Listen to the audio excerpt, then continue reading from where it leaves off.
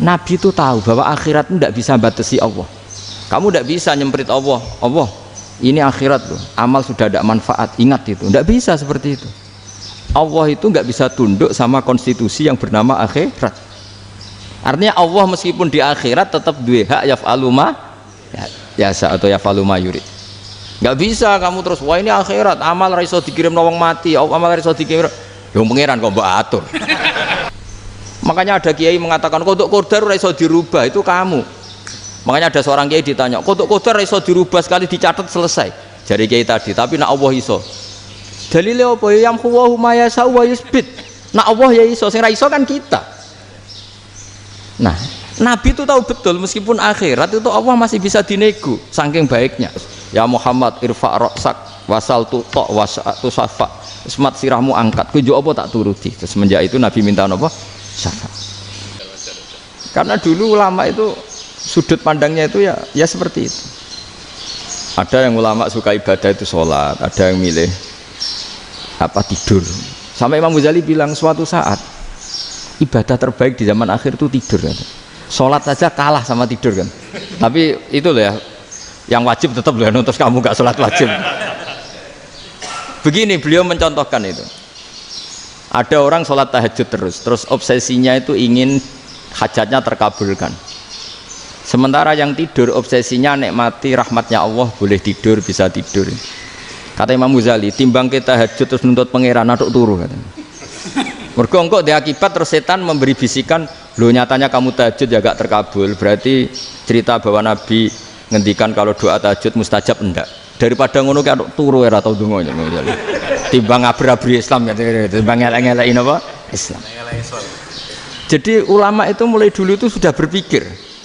Banyak orang menjadikan tahajud sholat malam itu media untuk hajatnya.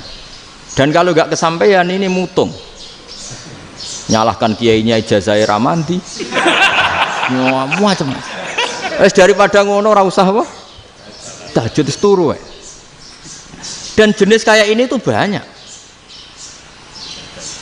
Makanya ulama kayak saya itu saenake dhewe itu ya jarak. Saya sering didolani muhibbin terus bilang Gus saya doakan gini-gini saya mau nyalon bupati atau saya gini. Saya bilang gak waduh orang dongo, nak ramandi darani ulama dongane ramandi. Nak mandi kamu jadi bupati tetap nganggep karena beli. Sopo sing ora roh bupati saya gak beli. Ribet kan? Ketika mereka jadi ngunsurkan doa kamu apa karena kemarin beli? Yang beli maksudnya nggak beli nggak usah tersinggung. Jadi ribet ngadepin. Nggak artinya gini loh, doa itu jangan dipakai begitu loh. Kalau minta nasihat tak nasihati jadi bupati yang baik, gubernur yang kalau minta doa itu resikonya. Akhirnya kiai kalau diminta doa ya doa sebenarnya diisinya itu nggak doa kemenangan. Selamat. Itu nggak selamat gitu. Karena ribet. Makanya Islam itu doa itu setelah iman. Aturan iman benar baru doa. Aturan iman benar termasuk Allah itu yaf'alu ma yasha, boleh melakukan yang dikehendaki. Allah nggak boleh terdikte oleh doa kita, nggak boleh.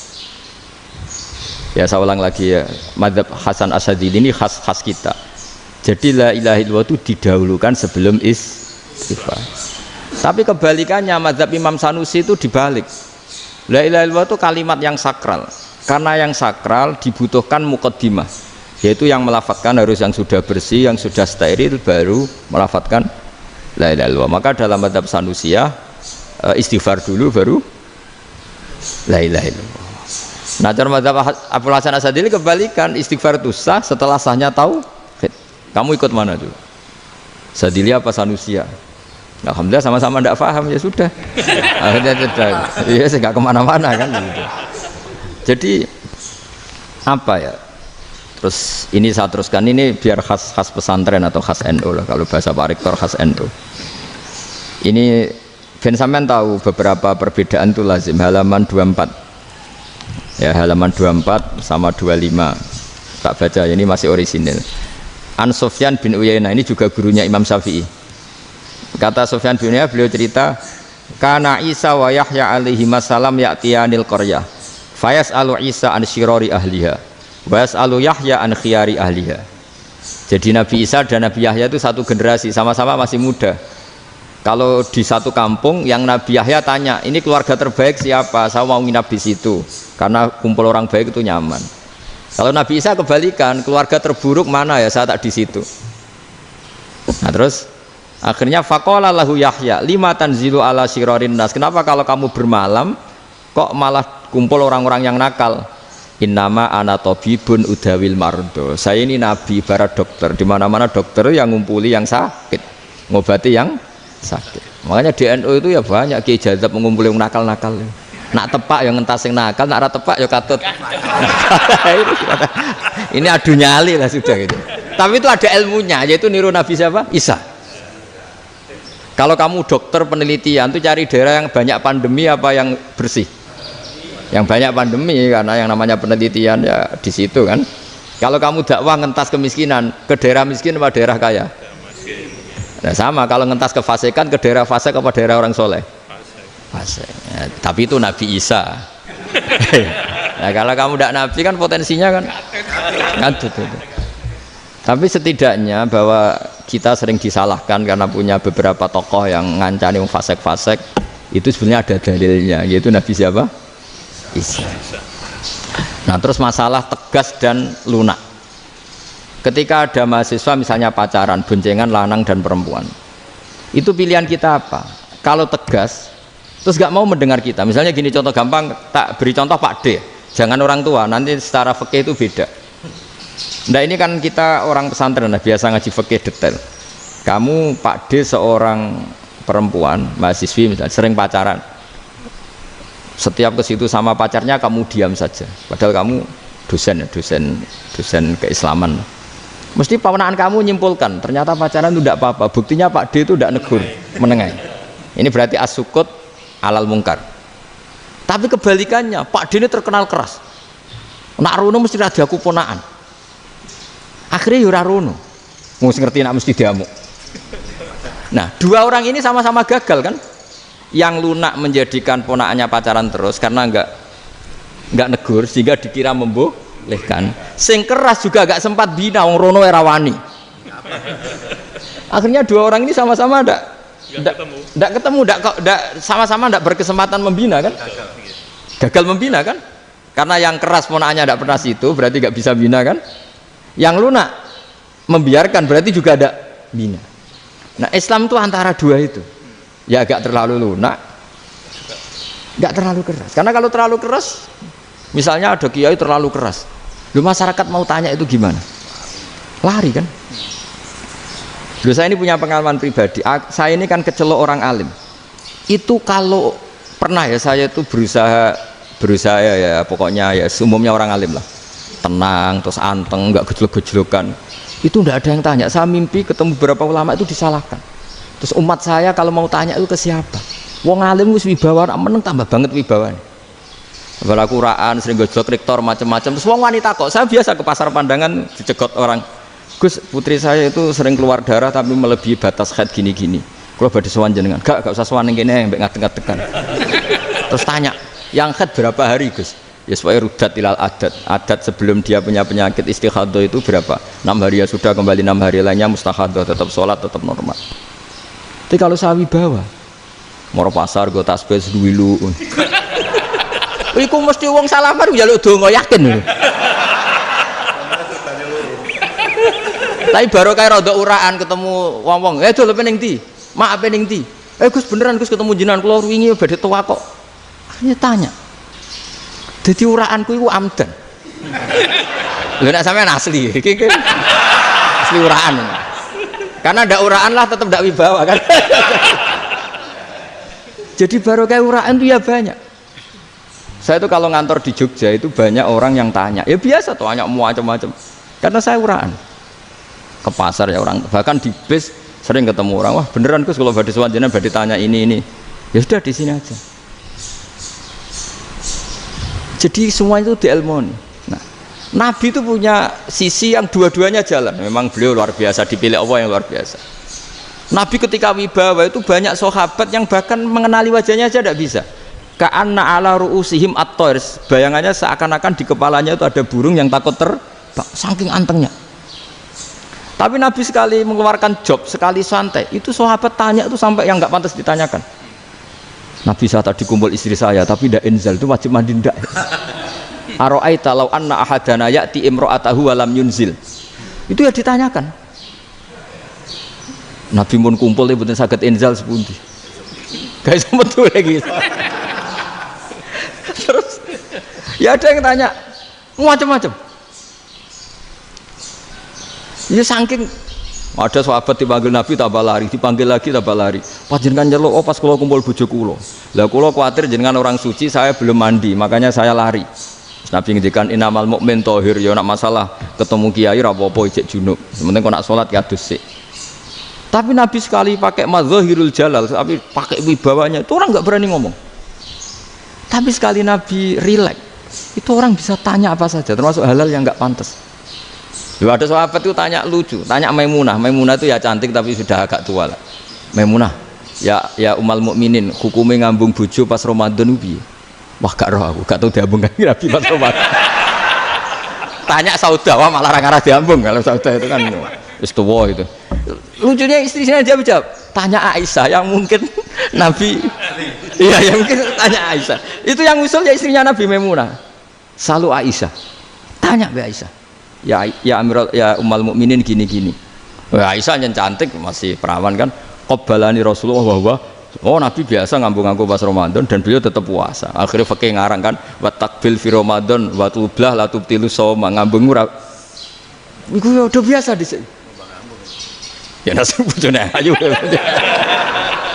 Ndak ini artinya seasik itu. Jadi garwane Nabi sing ngrasa rodok tuwa. Wah, aku ora tahu. Kok Aisyah. Serilek itu dulu itu. Maksudnya orang Islam pertentangan itu. Maksudnya ini ya balik semua ini bedanya orang pesantren sama orang kampus. Kalau orang kampus mau cerita agama itu rahmatan lil alamin, tapi nyontokno rileke ora iso. Agama itu rilek, tapi nyontokno rileke ora iso. Mergo ya rapati ngaji. Contohnya ora iso, dadi mau gawe kaidah kok Islam itu rahmatan. Jadi Nabi itu lah, Allah juga gitu. Allah itu kalau sudah memperlihatkan madzahirul jalal, itu mbok malaikat Jibril rawani. Ketika Allah dengan madzahirul jalal. Tapi kalau Allah dengan madzahirul jamal, madzahirul apa? Jamal. Iku ya gojok-gojokan ambek makhluke gojok. Ya buli-bulian cara sakniki. Ya sampean delok ning hadis syafaat itu, akhiru man dakhalal jannah atau akhiru man kharaja minan nar, itu di beberapa judul. Ada seorang rojul yang ahli neraka ya, dintas mbek pangeran terus ditudono swarga. Gusti, swarga sengiler tok ora wong wayu roh wis ngiler tok. Ngerjaluk Gusti mosok roh tok ora oleh mlebu. Jarimu asal mlebu metu kon neraka ora jaluk-jaluk meneh. Sumpah lho ya, gak jaluk apa-apa meneh. Mboten Gusti. Sekali saya keluar dari neraka ndak akan minta apa-apa lagi. Wis. Wallahi, wallahi. La as'alu ghairaha. Maksudnya ghaira khoslah, ghaira tilkal khoslah. Ya niku pokoke selain keluar dari neraka saya ndak akan minta lagi. Didono swarga wong do kelon seruwibet kan. Sing bojone elek kan dendam dadi ning swarga iku. Swarga wis macam-macam. Gusti mosok roh tok ora oleh mlebu. Jarine janji ra njaluk meneh. Akhire ya wis didelokno neraka. Jadi pangeran jawabe gampang, didelokno neraka. Roh neraka begitu menyakitkan, begitu ngeri. Sudah Gusti saya ndak minta surga, sementing nggak masuk neraka. Rabbana srif anna adzab jahannam.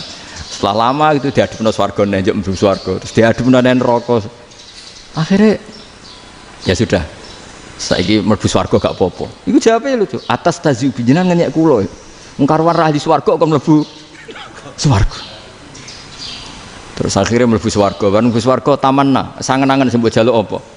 Orang angen-angen yang indah-indah, laka wa asratu amsal ya siku tak turuti wa asratu amsalih lan lipatan ke-10. Jawabe wong lanang ya lucu. Atas taziu bi wa anta rabbul alamin. Jenengan pangeran kok ngenyekan. Maksudnya wis karwan aku ora pantes. Terus jare pangeran la astazi'u bika walakinni alama asya'u qadir. Aku gak ngenyek kowe, pancen aku pangeran. Nuruti kowe iku iso. Jadi Allah sendiri ketika dengan madzahirul jamal itu malaikat ya ono sing wani bantah. Masyhur itu kan malaikat sing bantah pangeran ataj alufiya mayufsidu fiya wasfikut. Karena Allah dengan madzahirul jamal. Sing paling masyhur Nabi Musa. Nabi Musa itu ketika Nabi Mi'raj. Nabi Mi'raj itu beliau kira-kira di langit keempat lah yang masyhur atau kelima. Ngelangkai. Nabi Musa nangis, ya Rabbi ini apa-apaan? Orang sing ja'a ba'di kemudian melangkai makom saya ini apa-apaan?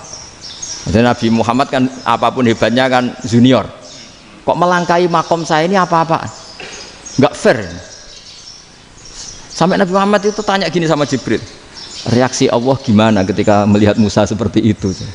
Jawab malaikat Jibril lucu, ya roh hiddatahu, Allah sapal gayanya Musa, biar jadi lucu. Ya dibiarin aja sama Allah. Tapi yang jenenge Nabi Musa itu kekasihnya Allah, tetap berkah bagi kita, betul. Ketika setelah Mi'raj diwajibkan sholat 50, gentenan Nabi Musa kelihatan nabinya. Sebenarnya Nabi Musa itu sebetulnya loh, gak nguntungkan kita sebetulnya. Tapi yang nguntungkan, sebenarnya ndak niat nguntungkan kita, tapi nguntungkan. Nabi Ibrahim kan di langit ke-6, keren lah.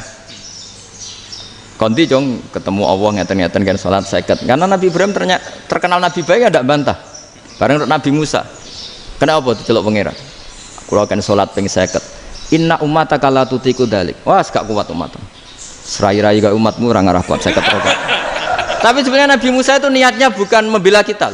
Fa inna ummati la umatku sing gagah-gagah ra iso meneh umat. Berarti sebetulnya ya itu masih pakai gengsinya gitu. Wes ngono-ngono lah sementing kita untung. Sebetulnya dia itu gak terima wong umat saya aja yang lebih kuat.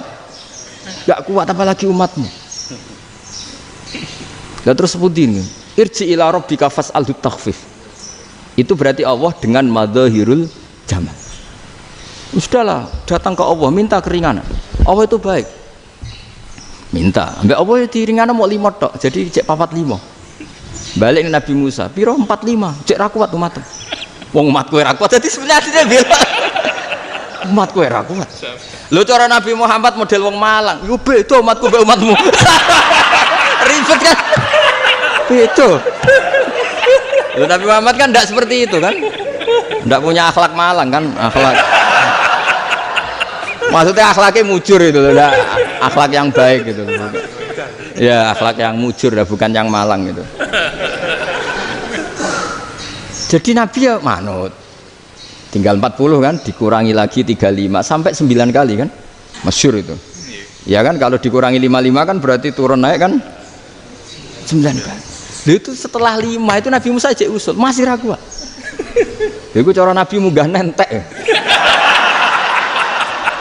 Ini entek ya. Terus iya doa tuntas betul. Sebebas. Terus munggah ado-ado lha opo? Ngapain itu? Akhirnya Nabi Muhammad sudah sampun ya kalimah Allah, saya ini malu sama Allah Musa. Sudah 9 kali dan diturutin terus. Jadi Allah kalau dengan madzahirul jamal itu Nabi Musa biasa nego sama Allah. Tapi ketika Allah dengan madzahirul jalal itu Nabi Musa enggak berani. Yaitu di hadisus syafa'ah. Hadisus syafa'ah ketika manusia datang ke Nabi Adam, ya tuna Adam. Ya Adam anta abul basar ngene isfa'li ana inda rabbik.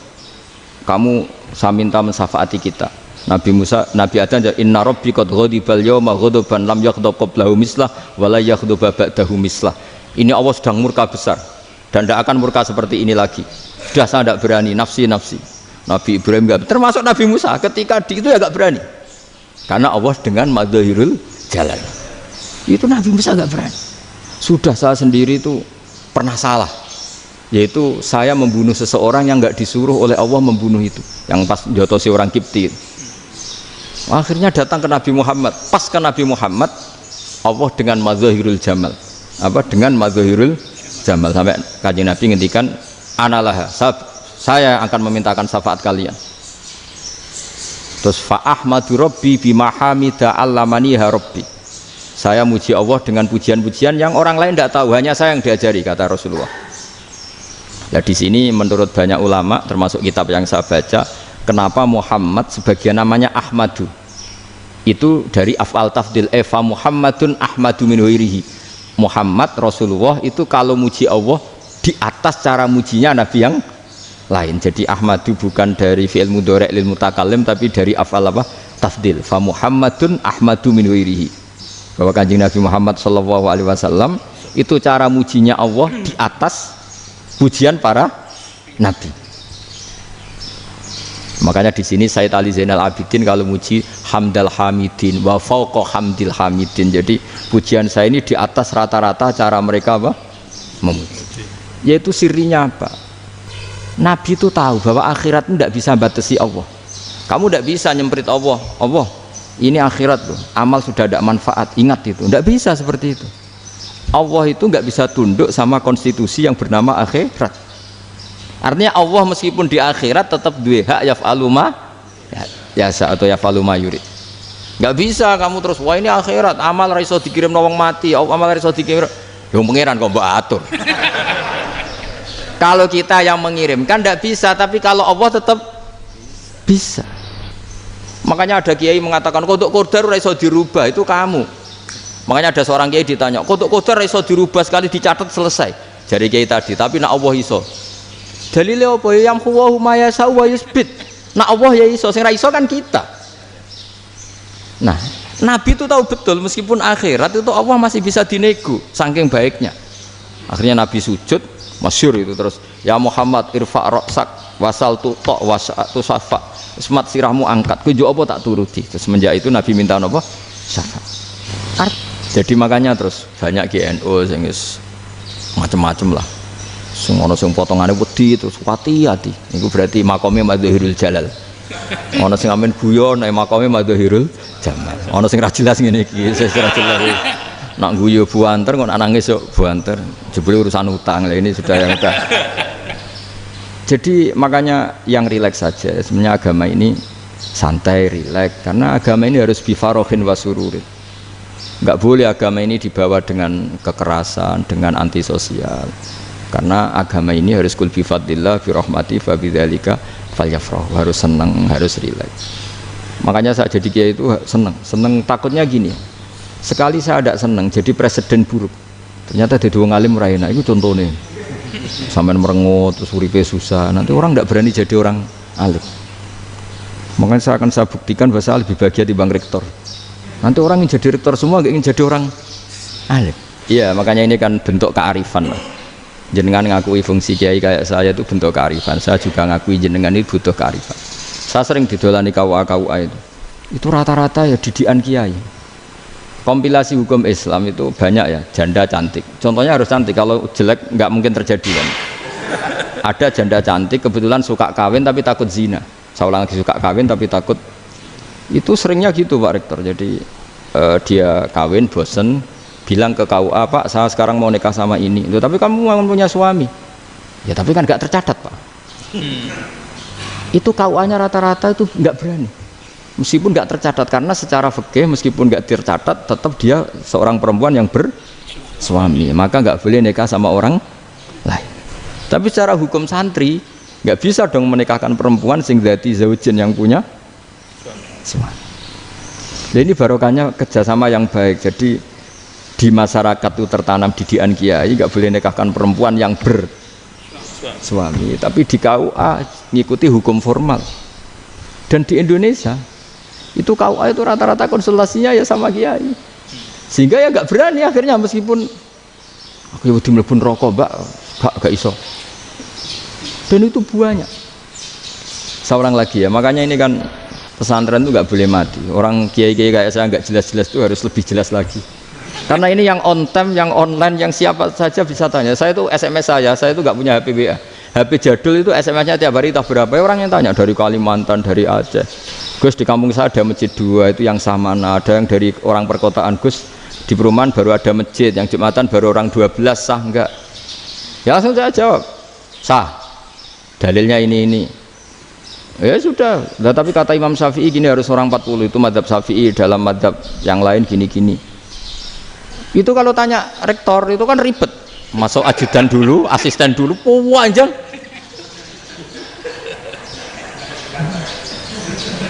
Wah itu kan ribet kan. Manggil dosen dekan VAI dipanggil, dekan VAI nggak mau langsung jawab, cari dosen yang nekuni itu. Usul fikih saya nekuni itu baru seminar, nunggu dulu Mbak ini orangnya baru.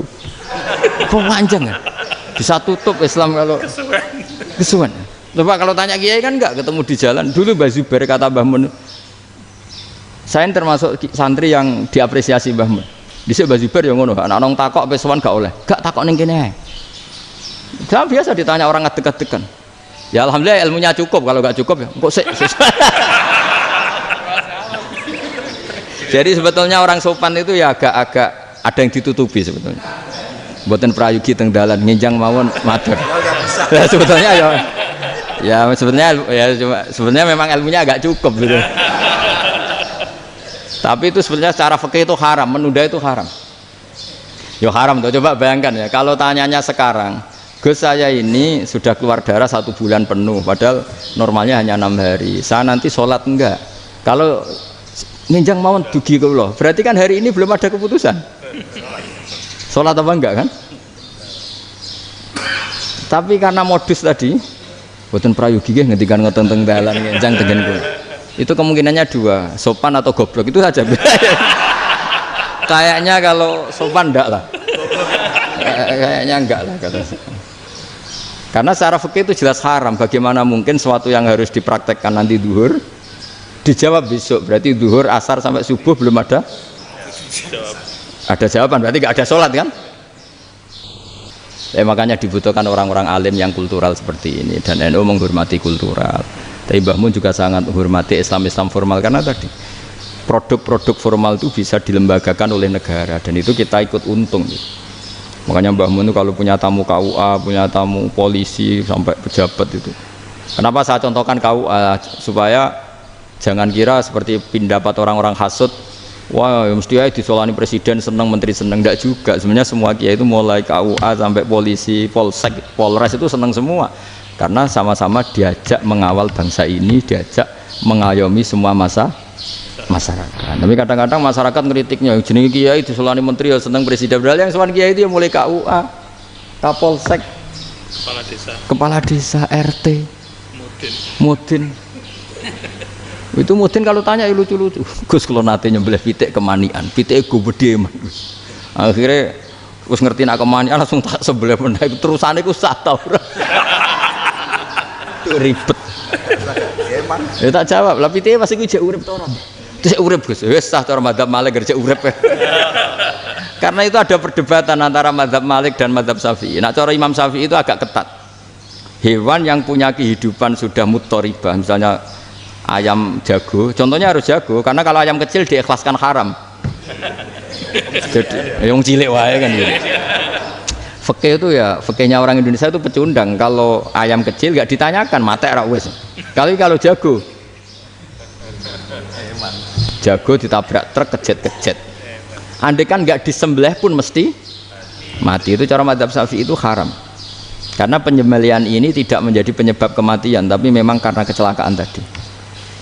Ini cara madzhab Imam Malik enggak. Andai kan nggak disembelih, matinya kan 2 menit lagi atau 1 menit lagi. Andai kan nggak disembelih, berarti mati sekarang itu bawaan peso apa bawaan kecelakaan? Ya sudah halal gitu caranya. Nah akhirnya ya saya bilang ya sudahlah kita semuanya mati. Jadi cara debat, cara Imam Syafi'i enggak, cara berpikir itu sudah tidak kehidupan yang normal, yang dimana-mana penyembelihan itu mematikan yang hidup normal. Jadi agak ketat. Sehingga dalam contoh kemanian, kalau dalam bahasa Jawa nyembelih agak sempurna terus pesonya jatuh atau apa itu, kalau pakai madzhab Syafi'i agak kesulitan. Jadi kalau madzhab Malik asal diselesaikan secara fauron, dan juga sebagian madzhab Syafi'i itu halal. Nah orang mesti tanya gitu, Gus, wedhusku tabrak truk, man Gus kejet. Tapi nak pitik cilik ra ditakok.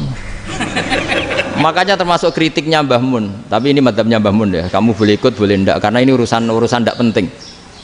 Dari wong-wong lucu, nak ditakoki yuyu muni haram mergo amfibi. Yuyu ngerti ya, Man? Yuyu nggih. Tapi nak ditakoki kepiting muni halal. Mergo nak yuyu haram gak eman, nak kepiting eman. Padahal alasannya coba, kenapa yuyu haram? Karena amfibi kan, bisa di air. Pertanyaannya, kepiting seperti itu ndak? Nah, tapi kepiting kalau haram kan eman. Karena besar kan. Kalau yuyu silahkan haram kan gitu. Artinya apa? Fikih kita ini agak-agak pecundang gitu, agak-agak pertimbangan. Iya, ini lucu kan? Kualitatif. Coba alasannya yuyu haram karena apa?